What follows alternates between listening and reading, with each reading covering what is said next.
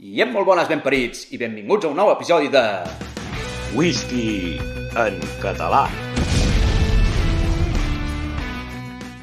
Avui parlarem d'un dels scotch més icònics que existeixen, el Talisker. Perdoneu, però quan escolto Talisker només puc pensar en el mar.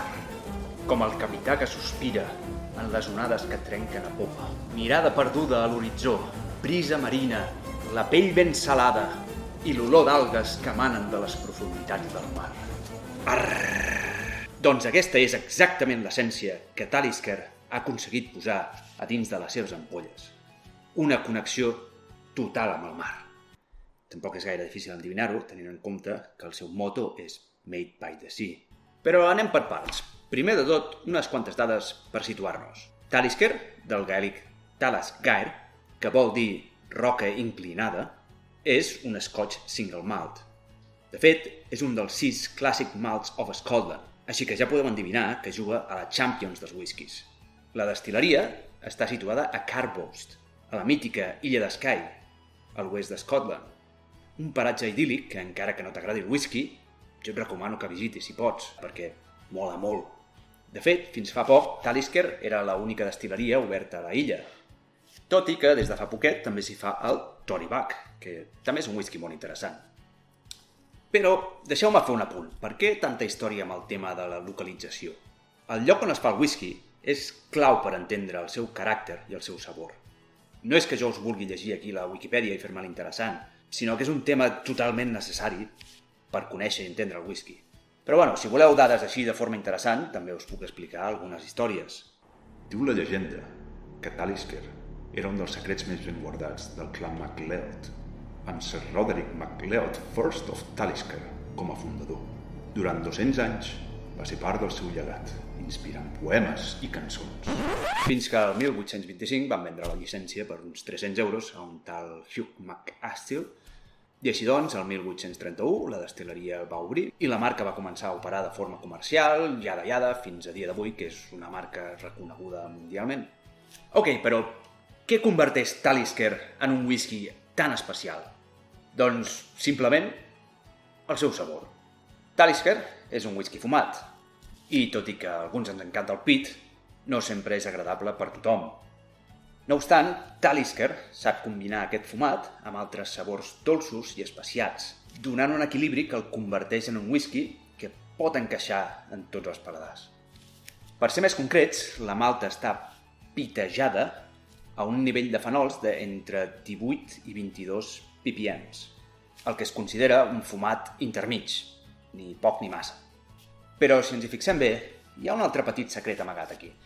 I és que l'aigua que s'utilitza per fer el Talisker ve de la muntanya del Falcó, Cocknanspeyrac. En fi, el nom no importa. El tema és que la muntanya té el subsòl ple de pit, i això fa que la mateixa aigua en què comença tot el procés doncs ja vingui fumada de casa, afegint una complexitat que el fa bastant únic. Una altra característica única de la seva producció és aquesta forma peculiar de coll de cigne que tenen els tubs dels seus alambins. Normalment aquests són rectes, però Talisker els hi dona aquesta forma, i si us hi fixeu veureu que hi ha un circuit tancat que fa que el vapor es condensi i es destil·li diverses vegades abans de sortir finalment. I això què vol dir? Doncs segur que hi ha alguna explicació en termes de química de laboratori, però millor deixem-ho com a la part secreta de la màgia dels destil·ladors i centrem-nos en l'important, el whisky. El flagship de la marca és el Talisker 10, que podeu trobar a tot arreu. Té un preu d'uns 40 euros per ampolla i ve a ser el punt de partida per explorar. Ojo, perquè sembla un whisky qualsevol, però el 2015 va guanyar la Double Gold Medal i la Best Single Malt Scotch per sota de 12 anys. En tot cas, anem-lo a provar a... La butaca del tast. Molt bé, doncs us presentem la butaca del tast, on els bons whiskies són tastats.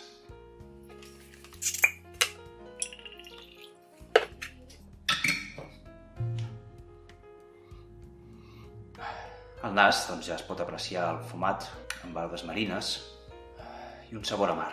Realment és difícil olorar aquest whisky i no pensar en el mar.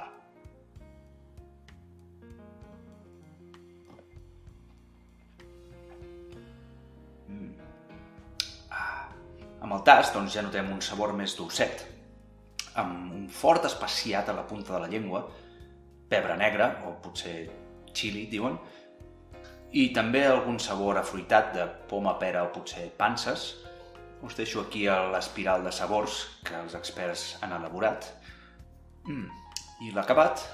A l'acabat et ve un refluxe i torna a pujar aquest sabor afumat, tancant una mica el cicle de fumat, dolçor, fumat, i donant-li un equilibri doncs, que està molt bé. En fi, Talisker 10, un whisky excel·lent, 100% recomanable. A partir d'aquí, doncs, tenim moltes més opcions. Jo recomanaria seguir el viatge amb una de les variants més conegudes, com per exemple el Talisker Sky, el Talisker Storm o Dark Storm, Surge, 57 North, Port Roogie, Nest Point... Jo no les he provat totes, però aquí en tinc dues i us puc confirmar que conserven l'essència del fumat amb pebre negre, però afegint notes diferents com sal, mel, cítrics, etc. Per cert, si us pregunteu per què Talisker 57 graus nord, doncs sí, són les coordenades de la destil·leria. Ho veieu com d'important és la localització? Llavors, si amb això encara seguiu enamorats del Talisker, podeu saltar a un nivell més sibarita amb el que anomenem els madurats majors d'edat, com el Talisker 18, 25, 30, 35... I si la cosa segueix i la butxaca ho permet, podem passar a les joies de col·leccionisme per paladars privilegiats, com el Talisker 43, Parley 45, 46, etc. Però, ojo, com sempre dic, només un carcamal confon valor i preu real. A banda de tot això, Talisker és una marca enorme i també té altres productes de col·leccionisme assequibles pels mortals. Per exemple, va representar la casa Greyjoy en el set de col·leccionisme de Game of Thrones de 2018, molt apropiat per a la seva relació amb el mar.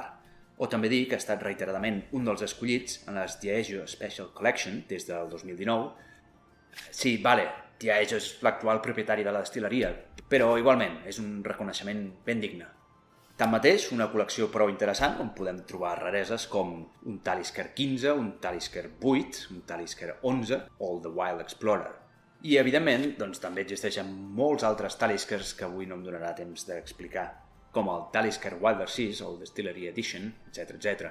Però això ja us ho deixo a vosaltres com a part de l'aventura de descobrir-los. Mentrestant, jo em quedo aquí disfrutant d'un Talisker Dark Storm. Així que, fins a la propera. Salut! I whisky!